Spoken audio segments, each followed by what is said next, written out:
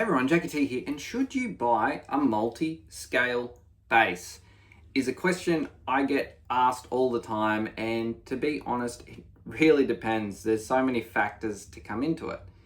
Now, a lot of people will say that it helps with the tension of particularly the low B string, depending on what you tune to, but if you're in standard low B string, true.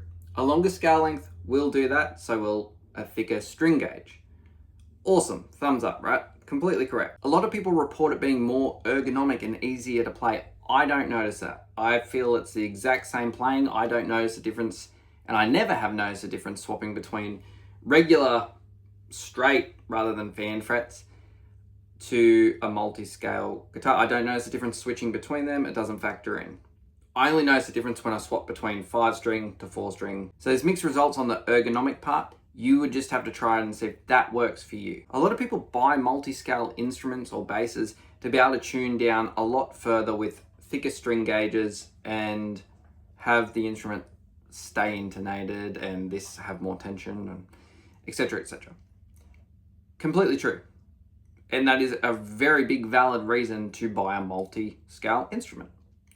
However, I typically put this in drop A and then I'll pitch shift. Multiple reasons for that. For me, in particular regarding this, it's because one day I'm playing a Ray Charles cover on YouTube, the next day I'm in a country band, the next day I'm recording the heaviest thing you'll ever hear on YouTube.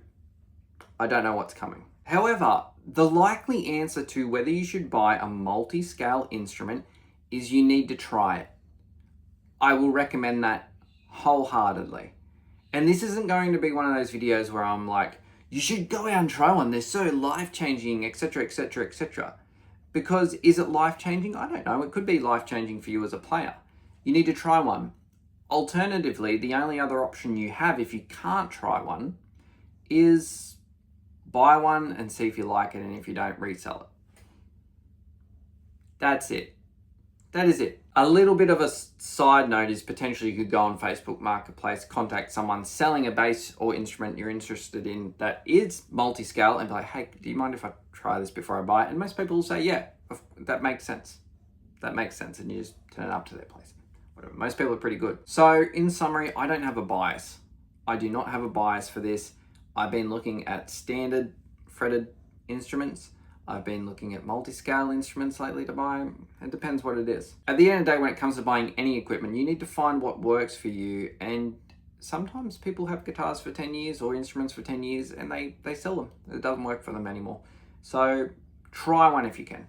That is the answer. They don't work for everyone. The amount of people that have jumped in my live stream and be like, man, I can't get used to multi-scales.